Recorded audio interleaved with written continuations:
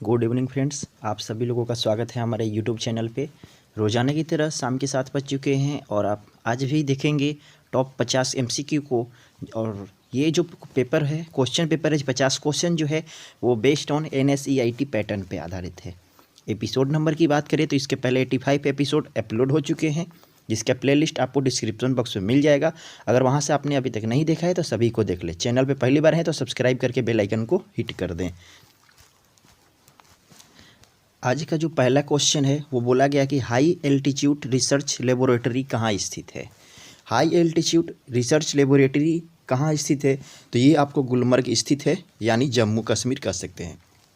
ये जो गुलमर्ग है वह आपके जम्मू कश्मीर में पड़ते हैं। कहाँ पड़ते हैं? जम्मू कश्मीर। तो राइट आंसर क्या हो जाएगा? ऑप्शन नंबर बी इसका बिल्कुल राइट आंसर हो जाएगा। अगला जो क्वेश्चन दिया गया है कि RDX क्या है। RDX क्या है? तो RDX सबसे पहले इसका हम नाम जान लेते हैं कि ये है क्या, एक्चुअली में इसका वर्क क्या करता है, इसका फुल फॉर्म क्या होता है। तो RDX का जो फुल फॉर्म होता है वो रिसर्च एंड डेवलपमेंट एक्सप्लोसिव होता है। क्या होता है? रिसर्च एंड डेवलपमेंट एक्सप्लोसिव होता है। जैसे इटली में जाइएगा तो वहाँ पे इटली पे आपको ये T4 के नाम से विख्यात है, ठीक है। जर्मनी में जाइएगा तो हेक्सोजन के नाम से प्रसिद्ध है। किस नाम से? जर्मनी में हेक्सोजन से, ठीक है। तो ये RDX क्या है? तो एक प्रकार का ये विस्फोटक है। ये एक रिकॉर्डेड वीडियो है। इसका रीजन, पीछे का रीजन ये है, लाइव स्ट्रीम कर रहे हैं, स्टॉप हो जा रही है, क्लास डिस्टर्ब ना हो इसलिए ये ऑफलाइन मोड में अपलोड कर दी जाएगी। तो राइट आंसर क्या हो जाएगा? राइट आंसर हो जाएगा विस्फोटक है एक प्रकार का। RDX का फुल फॉर्म क्या होता है? रिसर्च एंड डेवलपमेंट एक्सप्लोसिव होता है। इटली में T4, जर्मनी में हेक्सोजन। अगला जो क्वेश्चन दिया गया है कि महात्मा गांधी ने भारत में चंपारण सत्याग्रह कब प्रारंभ किया था। भारत में चंपारण सत्याग्रह बहुत बार इसका जिक्र किया जा चुका है। कब किया गया था? तो वर्ष 1917 में किया गया था। कब किया गया था? वर्ष 1917 में किया गया था चंपारण सत्याग्रह। और ये किससे संबंधित है? तो ये जो है 3 कठिया पद्धति से संबंधित है। किससे संबंधित है? 3 कठिया पद्धति से। जो नए लोग हैं उनके लिए मैं बता दूं कि ये 3 कठिया पद्धति क्या है। तो टोटल 20 कट्ठे में आपको 3 कट्ठे खेती करना, नील की खेती करना, ये आपको मतलब नेसेसरी था अंग्रेजों के तरफ से, ठीक ना। और ये बिहार के चंपारण में हुआ था। ये जो चंपारण पड़ता है ये आपका बिहार राज्य में पड़ता है, क्लियर है। वहाँ पे महात्मा गांधी जाते हैं और किसके कहने पर जाते हैं? तो राजकुमार शुक्ल जी हैं। इन्हीं के द्वारा इनवाइट किया जाता है महात्मा गांधी को। महात्मा गांधी को क्यों इनवाइट किया जाता है? क्योंकि ये साउथ अफ्रीका से बैरिस्टर की ये डिग्री लेकर के वापस आए थे, ठीक है। तो वहीं पर सबसे पहला अपना इन्होंने प्रयोग किया। तो वही भी क्वेश्चन देता है कि महात्मा गांधी ने अपना पहला प्रयोग कहाँ पे किया, तो चंपारण सत्याग्रह आपका हो जाएगा। बाकी चंपारण सत्याग्रह हुआ कब? तो 1917 में हुआ। बाकी चंपारण सत्याग्रह किससे संबंधित है? तो ये 3 कठिया पद्धति से संबंधित है। चंपारण सत्याग्रह में महात्मा गांधी को किसने इनविटेशन दिया? तो इन्होंने दिया राजकुमार शुक्ला जी ने, ठीक है। और राजकुमार शुक्ला किस गांव के थे? तो मुरली भराहवा गांव के निवासी थे। किस गांव के निवासी थे? तो मुरली भराहवा गांव के निवासी थे, ये समझ सकते हैं। तो आंसर क्या निकल के आएगा? आंसर ऑप्शन नंबर डी निकल के आएगा। 1917 निकल करके इसका आंसर आ जाएगा, ठीक है। चलिए, वीडियो अच्छी लग रही होगी तो एक लाइक बटन कर दीजिएगा और साथ ही साथ बेल आइकन को प्रेस कर दीजिएगा सब्सक्राइब करके। अगला जो क्वेश्चन दिया गया है कि इंडिया हाउस कहाँ स्थित है। इंडिया हाउस कहाँ स्थित है? तो इंडिया हाउस की जो है वो लंदन में स्थित है। कहाँ स्थित है? लंदन में स्थित है। और बात करें इंडिया हाउस का स्थापना किसके द्वारा किया गया? तो श्याम जी कृष्ण वर्मा के द्वारा इंडिया हाउस का स्थापना किया गया। किसके द्वारा? श्याम जी कृष्ण वर्मा के द्वारा ये इंडिया हाउस का स्थापना किया गया था। और अगर बात कर ले कि कब किया गया, तो वर्ष 1905 में किया गया। कब किया गया? तो वर्ष 1905 में किया गया, ठीक है। अब मेरी बात को ध्यान समझिएगा। 1905 अपने आप में बहुत ज़्यादा महत्वपूर्ण वर्ष है। पूछे क्यों? क्योंकि 16 अक्टूबर 1905 आपको याद होगा। क्या याद होगा? 16 अक्टूबर 1905 आपको याद होगा। ये बंगाल विभाजन था। क्या था? बंगाल विभाजन। आप सभी लोग कमेंट में बताएंगे ये कि बंगाल विभाजन के समय गवर्नर जनरल कौन था। बंगाल विभाजन के समय गवर्नर जनरल कौन था? बात बाकी आंसर क्या निकल के आ गया? लंदन निकल के आ गया। पूछ देगा अगर लंदन किस नदी किनारे है, तो लंदन जो है आपका टेम्स नदी के किनारे है, ठीक है। सभी लोग लाइक कर दें। अगला जो क्वेश्चन दिया गया है कि इंडियन इंडिपेंडेंट लीग की स्थापना किसने किया था। इंडियन इंडिपेंडेंस लीग की स्थापना किसके द्वारा किया गया था? तो ये क्वेश्चन का आंसर, राइट आंसर होगा रास बिहारी बोस। रास बिहारी बोस के द्वारा इंडियन इंडिपेंडेंट लीग की स्थापना की गई थी। क्लियर है? चलिए अगला जो क्वेश्चन दिया गया है कि हरिप्रसाद चौरसिया एक विख्यात वादक थे। हरिप्रसाद चौरसिया एक विख्यात वादक थे। तो हरिप्रसाद चौरसिया क्या बजाते थे? तो सभी लोग जानते हैं कि हरिप्रसाद चौरसिया जो है वो बांसुरी वादक थे। आंसर क्या होगा? आंसर आपका right answer option number D आपका हो जाएगा। अगला जो क्वेश्चन दिया गया है कि गांधी इरविन समझौता कब हुआ? समझते हैं इस बात को। ये गांधी इरविन समझौता है क्या? तो गांधी जी और लॉर्ड इरविन, जैसा कि हम जानते हैं कि भारत में वायसराय यानी गवर्नर जनरल जिसे आप कहते हैं, गांधी जी और उसमें कौन था? गांधी और इरविन था। तो दोनों के बीच में एक मध्यस्थता होती है। 11 सूत्री मांगीय कार्यक्रम चलता है। 11 सूत्री का मांग किया गया था गांधी जी के द्वारा इरविन के सामने। समझ सकते बातों को। और ये घटना कब की घटती है? 1931 में मांगी गई थी और इस पर इरविन जो है वो सहमत हो चुका था। तो ये गांधी इरविन पैक्ट कहलाता है, यानी कह सकते हैं कि गांधी इरविन समझौता कहलाता है। तो आंसर क्या निकल के आएगा? आंसर ऑप्शन नंबर ए निकल के आएगा। वर्ष 1931 निकल करके आ जाएगा आपका। अगला जो क्वेश्चन दिया गया कि जब सूर्य पृथ्वी से अधिकतम दूरी पर पहुंचता है तो उसे क्या कहा जाता है? देखिए दो कंडीशन होती है, एक अधिकतम दूरी होती है और एक जो होती है वो न्यूनतम दूरी होती है। एक जो होती है अधिकतम दूरी और एक जो होता है न्यूनतम दूरी। अधिकतम दूरी 4 जुलाई को होता है। अधिकतम दूरी 4 जुलाई को होता है, जबकि न्यूनतम दूरी जो होता है वो 3 जनवरी को होता है। याद रखेंगे दोनों बात, ठीक ना। 3 जनवरी को क्या होता है? न्यूनतम दूरी होता है, ठीक। और इसे उपसौर कहा जाता है। इसे क्या कहा जाता है? उपसौर कहा जाता है। इसे उपसौर कहा जाता है। और दूसरा को क्या कहा जाता है? अपसौर कहलाता है। क्या कहलाता है? अपसौर कहलाता है। अपसौर कहलाता है। अपसौर कहलाता है। तो आंसर आपके क्या निकल के आएंगे? उपसौर या अपसौर, आप खुद अच्छे से समझ सकते हैं और कमेंट बॉक्स में इसका आंसर दे दीजिए आप। क्योंकि क्वेश्चन में क्या बोला? अधिकतम दूरी पे हमने बोला ना कि न्यूनतम दूरी 3 जनवरी जिसे उपसौर कहा जाता है, और अधिकतम दूरी क्या होती है आपकी? अधिकतम दूरी ये होती है 4 जुलाई को, और इसे अपसौर कहा जाता है। तो कौन सा ऑप्शन सही होगा? ए सही होगा, बी सही होगा, या दोनों, या कोई नहीं? कमेंट बॉक्स में आंसर कर दीजिए आप सभी लोग। अगला जो क्वेश्चन दिया गया है कि भारतीय संविधान के लिए प्रारूप सभा, ध्यान दीजिएगा, किस सभा के लिए? प्रारूप सभा के लिए अध्यक्ष कौन थे? तो सभी लोग जानते हैं प्रारूप सभा के अध्यक्ष कौन थे? डॉक्टर भीमराव अंबेडकर थे। यानी राइट आंसर क्या हो जाएगा? आंसर ऑप्शन नंबर डी हो जाएगा आपका, भीमराव अंबेडकर। अगला जो क्वेश्चन दिया गया है कि ताशकंद समझौता 1966 किन 2 देशों के बीच हुआ था? काफ़ी महत्वपूर्ण समझौता हो जाता है आपका ये एग्जाम के दृष्टिकोण से। और ये कब हुआ था? तो 10 जनवरी के दिन हुआ था। कब हुआ था? तो 10 जनवरी के दिन 1966 में हुआ था।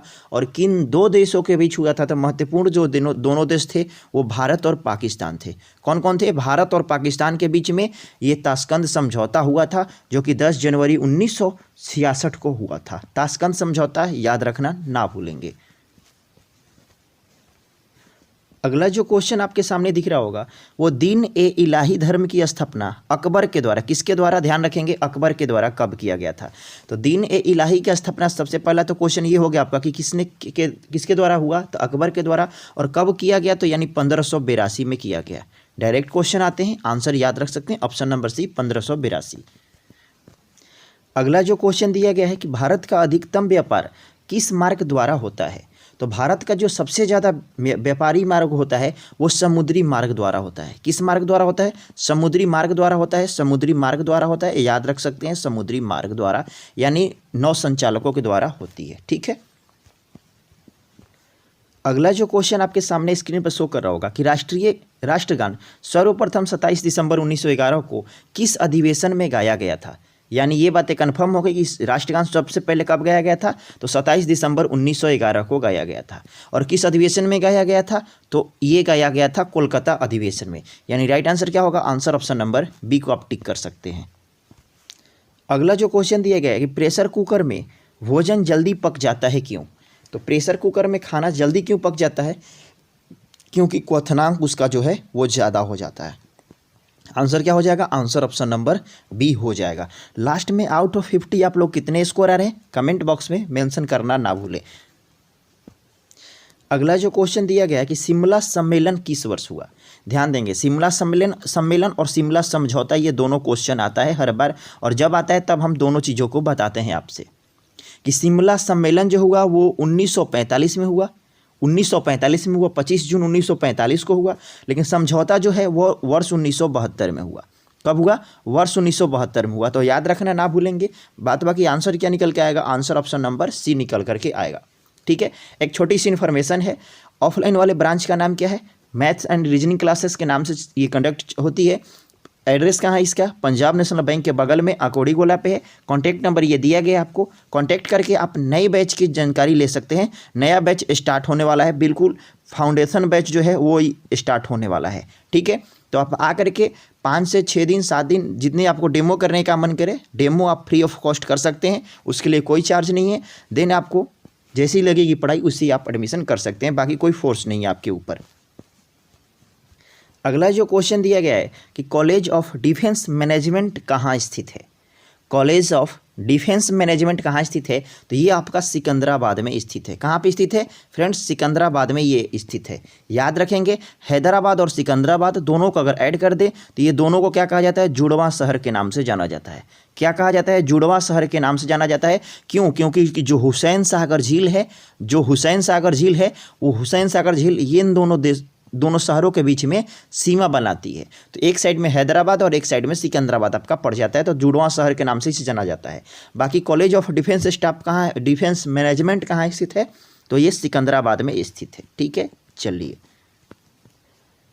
अगला जो क्वेश्चन दिया गया कि भारत छोड़ो प्रस्ताव का आलेख सर्वप्रथम किसके द्वारा बनाया गया था? तो भारत छोड़ो प्रस्ताव का आलेख जो बनाया गया था वो आपके अबुल कलाम आज़ाद के द्वारा बनाया गया था। किसके द्वारा बनाया गया था? अबुल कलाम आज़ाद के द्वारा बनाया गया था। यानी आंसर क्या होगा? आंसर ऑप्शन नंबर सी इसका हो जाएगा राइट आंसर। अगला जो क्वेश्चन दिया गया है कि न्यूटन के किस नियम से रॉकेट संबंधित होता है? रॉकेट का उड़ना ये कह सकते हैं, या फिर जेट विमान का उड़ना ये आप कह सकते हैं कि थर्ड लॉ ऑफ मोशन है। कौन सा मोशन है ये? थर्ड लॉ ऑफ मोशन है, यानी क्या तृतीय नियम का ये अंग है। ठीक है, बात बाकी न्यूटन के द्वारा जो पुस्तक लिखी गई थी वो कब प्रकाशित हुई थी? तो 1687 में प्रकाशित हो गई थी। बार बार ये क्वेश्चन पूछा जाता है, आप इसे इग्नोर ना करें। पुस्तक के नाम क्या था? पुस्तक का जो नाम था वो प्रिंसिपिया नाम था, याद रखेंगे। ठीक है, आंसर क्या निकल के आ जाएगा? आंसर ये 3 सी यानी तृतीय निकल करके आ जाएगा। अगला जो क्वेश्चन दिया गया कि एंटी मनी का अग्रणी उत्पादक राज्य कौन सा है? एंटी मनी का अग्रणी उत्पादक राज्य कौन सा है ये आपको बताने। विकल्प क्या दिए हैं? उड़ीसा, कर्नाटक, मध्य प्रदेश और छत्तीसगढ़। तो राइट आंसर क्या हो जाएगा? एंटी मनी का जो अग्रणी उत्पादक देश राज्य है वो आपका उड़ीसा है। कौन है? उड़ीसा है। क्या हो जाएगा? उड़ीसा हो जाएगा। आंसर ऑप्शन नंबर ए हो जाएगा आपका। अगला जो क्वेश्चन दिया गया, प्रथम राष्ट्रमंडल खेल किस वर्ष आयोजित किया गया था? प्रथम राष्ट्रमंडल खेल जो है वर्ष 1930 में आयोजित किया गया था। कब? 1930 में। और कहाँ किया गया था? तो हैमिल्टन कनाडा कह सकते हैं आप। कहाँ कह सकते हैं? हैमिल्टन कनाडा को आप आंसर कर सकते हैं, हैमिल्टन कनाडा। ठीक है, हैमिल्टन जगह का नाम हो गया जो आपको कहाँ पे पड़ता है? ये कनाडा देश में पड़ता है। आंसर क्या निकल के आ गया? 1930 निकल गया कि जब प्रथम बार राष्ट्रमंडल खेल का आयोजन किया गया था। अगला जो क्वेश्चन दिया गया है कि संविधान के किस भाग में पंचायत का उल्लेख आपको मिलता है? संविधान के किस भाग में पंचायत का उल्लेख आपको मिलता है? तो कह सकते हैं कि भाग 9 जो है उसमें पंचायत का उल्लेख मिलता है। यानी आंसर क्या निकल के आएगा? आंसर ऑप्शन नंबर डी निकल करके आ जाएगा। अगला जो क्वेश्चन दिया गया, मशरूम किस श्रेणी के अंतर्गत आता है? जो खाने वाला मशरूम है वो किस श्रेणी के अंतर्गत आता है? तो किसके श्रेणी के अंतर्गत आता है? कवक के अंतर्गत आता है। कह सकते हैं कवक का अध्ययन क्या होता है? कवक का जो अध्ययन होता है वो माइकोलॉजी होता है। कह सकते हैं कि माइकोलॉजी इसका राइट आंसर हो जाएगा। अगर ये क्वेश्चन रहता कि कवक का अध्ययन क्या होता है तो माइकोलॉजी आपका लास्ट आंसर मतलब अंतिम क्वेश्चन का आंसर हो जाता। ठीक है, आंसर क्या निकल के आएगा? आंसर ऑप्शन नंबर सी हो जाएगा। अगला जो क्वेश्चन दिया गया है कि भारत में काली मिट्टी का क्षेत्र कहाँ तक सीमित है? तो भारत में जो काली मिट्टी का क्षेत्र है वो महाराष्ट्र तक सीमित है। कहाँ तक सीमित है? महाराष्ट्र तक सीमित है। आंसर क्या हो जाएगा? ऑप्शन नंबर सी महाराष्ट्र हो जाएगा। आंसर ये भी जान लीजिए आप, काली मिट्टी किसके लिए प्रसिद्ध है? तो काली मिट्टी जो है वो कपास की खेती के लिए प्रसिद्ध है। किसकी खेती के लिए? तो कपास की खेती के लिए प्रसिद्ध है। सबसे उपयुक्त कपास की काली मिट्टी होती है, या फिर आप कह सकते हैं चाय के लिए काली मिट्टी ही होती है। ठीक है, चलिए अगला जो क्वेश्चन दिया गया है कि नायलॉन बहुलक का पहली बार प्रयोग कहाँ किया गया था?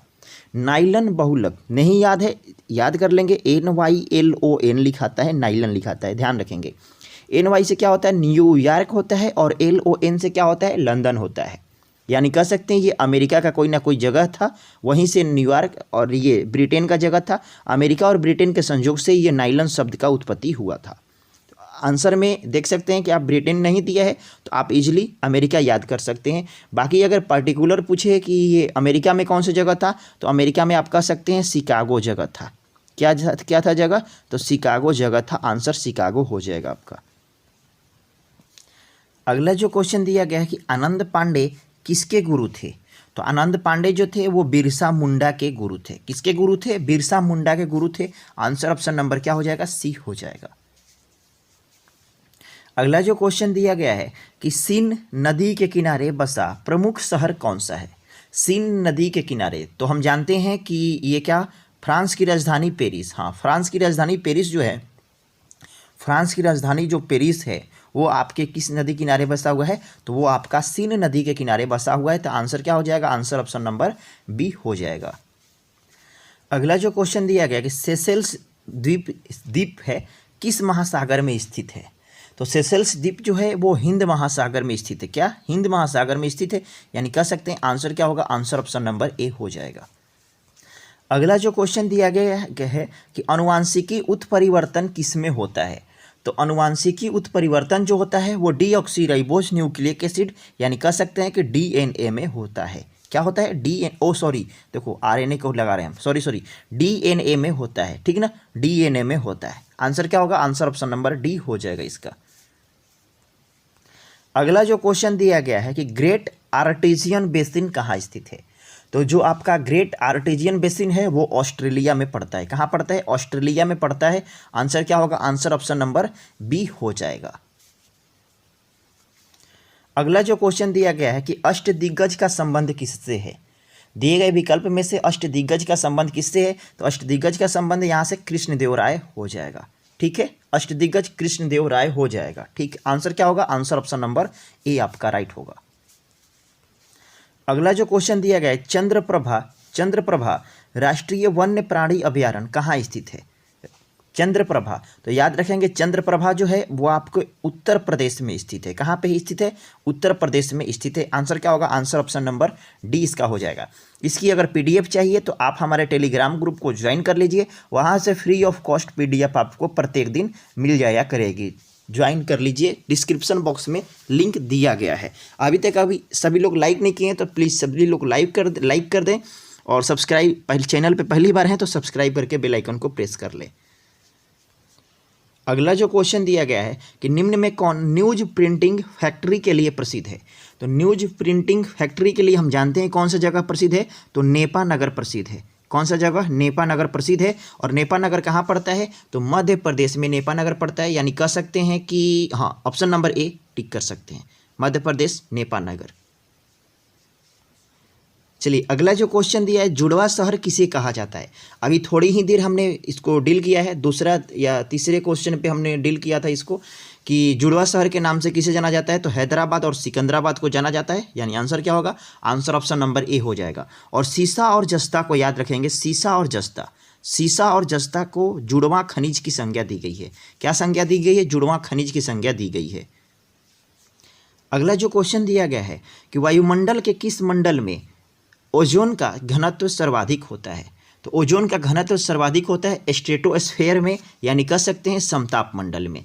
स्ट्रेटोस्फेयर यानी कह सकते हैं समताप मंडल, यानी आंसर क्या होगा? आंसर ऑप्शन नंबर सी आपका हो जाएगा। अगला जो क्वेश्चन दिया गया है कि हरियाणा हरिकेन के नाम से किसे जाना जाता है? हरियाणा हरिकेन के नाम से सभी लोग जानते होंगे, डिस्कस भी हम लोग कर चुके हैं कि कपिल देव जी को जाना जाता है हरियाणा हरिकेन के नाम से। लिटिल मास्टर सुनील गावस्कर को कहा जाता है, याद रखेंगे। अगला जो क्वेश्चन दिया गया है कि प्रोटीन के निर्माण में आधारभूत इकाई क्या है? प्रोटीन के निर्माण में आधारभूत जो इकाई है वो एमिनो एसिड है। क्या है? एमिनो एसिड है। ठीक है, चलिए अगला जो क्वेश्चन दिया गया है कि दक्षिणी ध्रुव पर पहुंचने वाला प्रथम व्यक्ति निवासी था। अच्छा, प्रथम व्यक्ति जो थे वो कहाँ के निवासी थे, ये आपसे पूछा है। तो सबसे पहले जान लेते हैं कि प्रथम व्यक्ति थे कौन। तो एमुंडसेन थे, एमुंडसेन या एमंडसेन कुछ भी कह सकते हैं, दोनों एक ही बात हुआ। एमुंडसेन थे जिन्होंने दक्षिण ध्रुव पर फतह सर्वप्रथम किया था। और ये कहाँ के निवासी थे, ये नॉर्वे के निवासी थे। यानी आंसर क्या होगा, आंसर ऑप्शन नंबर डी इसका हो जाएगा। अगला जो क्वेश्चन दिया गया है कि नाना साहब ने 1857 की क्रांति की बागडोर कहाँ से संभाली थी। तो 1857 की क्रांति की बागडोर नाना साहब जी के द्वारा वो कानपुर से संभाली गई थी। कहाँ से संभाली गई थी, कानपुर से। आप लोग लखनऊ से किसने संभाला था 1857 की क्रांति की बागडोर, कमेंट बॉक्स में जल्दी से मेंशन कर दीजिए। अगला जो क्वेश्चन दिया गया है कि भारत में सबसे बड़ा नदी मुख किस नदी पर स्थित है। तो भारत में सबसे बड़ा नदी मुख जो है वो किस नदी पर है, तो जान लीजिए कि ये हुगली नदी पर है। किस नदी पे है, ये हुगली नदी पर है। यानी कह सकते हैं कि आंसर क्या होगा, आंसर ऑप्शन नंबर बी हो जाएगा। अगला जो क्वेश्चन दिया गया है कि संघीय सरकार के खर्चों को नियंत्रित करने का अधिकार किसके पास सुरक्षित है। तो संघीय सरकार के खर्चों को नियंत्रित करने का अधिकार जो है वो संसद के पास मतलब निहित है। यानी कह सकते हैं कि पार्लियामेंट यानी संसद आपका राइट आंसर हो जाएगा। ठीक, अगला जो क्वेश्चन दिया गया है कि क्लोरोपिक्रीन को क्या कहा जाता है। तो क्लोरोपिक्रीन को कहा जाता है आंसू गैस कहा जाता है, आंसू गैस कहा जाता है। बाकी नाइट्रस ऑक्साइड को हास्य गैस कहा जाता है, स्ट्रेंजर गैस जीनोन को कहा जाता है। आंसर हो जाएगा ऑप्शन नंबर बी। अगला जो क्वेश्चन दिया गया है कि निम्नलिखित में से कौन प्राकृतिक बहुलक यौगिक उदाहरण है। प्राकृतिक बहुलक यौगिक का उदाहरण कौन सा है, तो सेल्यूलोज हो जाएगा। याद रखेंगे सेल्यूलोज, यानी ऑप्शन नंबर क्या होगा, ऑप्शन नंबर डी इसका राइट आंसर हो जाएगा। अगला जो क्वेश्चन दिया गया है कि बांग्लादेश में किस नदी को पद्मा के नाम से जाना जाता है। बांग्लादेश में किस नदी को पद्मा के नाम से जाना जाता है, तो याद रखेंगे गंगा नदी को बांग्लादेश में पद्मा के नाम से जाना जाता है। आंसर क्या होगा, आंसर ऑप्शन नंबर डी हो जाएगा। अगला जो क्वेश्चन दिया गया है कि रामतनु पांडे किसका वास्तविक नाम था। किसका वास्तविक नाम था रामतनु पांडे। तो जो तानसेन थे उनका जो वास्तविक नाम था वो रामतनु पांडे ही था। रामतनु पांडे, यानी कह सकते हैं क्या, तानसेन इसका राइट आंसर हो जाएगा। अगला जो क्वेश्चन दिया गया है कि ओलंपिक पदक जीतने वाली प्रथम भारतीय महिला कौन थी। तो ओलंपिक पदक जीतने वाली प्रथम भारतीय महिला जो थी वो थी कर्णम मल्लेश्वरी थी। कौन थी, कर्णम मल्लेश्वरी थी। और याद रखेंगे कर्णम मल्लेश्वरी, चलो आप लोग बता देना, कर्णम मल्लेश्वरी जो थी वो किस क्षेत्र से ये पदक लेकर के आई हुई थी। अगला जो क्वेश्चन दिया गया है आप लोगों से कि प्रोटॉन और इलेक्ट्रॉन के द्रव्यमान का रेशियो क्या होता है। प्रोटॉन और इलेक्ट्रॉन का, तो जो प्रोटॉन होता है वो आपका 1 यूनिट होता है, तो जो इलेक्ट्रॉन होता है वो आपका 1840 यूनिट होता है। यानी कह सकते हैं कि 1:1840, यानी कह सकते हैं ऑप्शन नंबर बी इसका सही आंसर हो जाएगा। अगला जो क्वेश्चन आप लोगों से पूछा गया कि विद्युत धारा की इकाई क्या है। तो विद्युत धारा की जो इकाई है वो आपकी एम्पियर हो जाएगी। क्या हो जाएगी, एम्पियर आपका राइट आंसर हो जाएगा। Option number B ampere, ampere, ampere. अगला जो क्वेश्चन दिया गया है कि हीरा का अपवर्तनांक कितना होता है। तो सभी लोग जानते हैं कि हीरा का अपवर्तनांक कितना होता है, तो 2.4 होता है। यानी ऑप्शन नंबर क्या हो जाएगा, ऑप्शन नंबर ए इसका राइट आंसर हो जाएगा। अगला जो क्वेश्चन दिया गया है कि कुबड़ वाला सांड सर्वाधिक पूज्य जानवर था। यानी किस काल में, ये जो दिए गए हैं काल, वो किस काल में कुबड़ वाला सांड जो है वो सर्वाधिक पूज्य जानवर था। तो कह सकते हैं हड़प्पा काल का जो पूजनीय जानवर था वो कुबड़ वाला सांड था। और ये रहा आज का आखिरी क्वेश्चन। ये आज के क्लास की आखिरी क्वेश्चन है, क्वेश्चन नंबर 50। इसके पहले 49 क्वेश्चन हम लोग कर चुके हैं। आप लोग लास्ट क्वेश्चन का आंसर सभी लोग कमेंट बॉक्स में मेंशन करें। अगर अभी तक सभी लोग फ्रेंड्स लाइक नहीं किए हैं तो सभी लोग लाइक कर दें। जो लोग चैनल पे पहली बार हैं वो सभी लोग सब्सक्राइब करके बेल आइकन को हिट कर दें। और शाम 7 बजे आपकी लाइव क्लास होती है, आप अटेंड करना बिल्कुल ना भूलें, फुल डिस्कशन के साथ में। ठीक है फ्रेंड्स, मिलते हैं अगली वीडियो में। तब तक मुझे दीजिए इजाज़त, नमस्कार।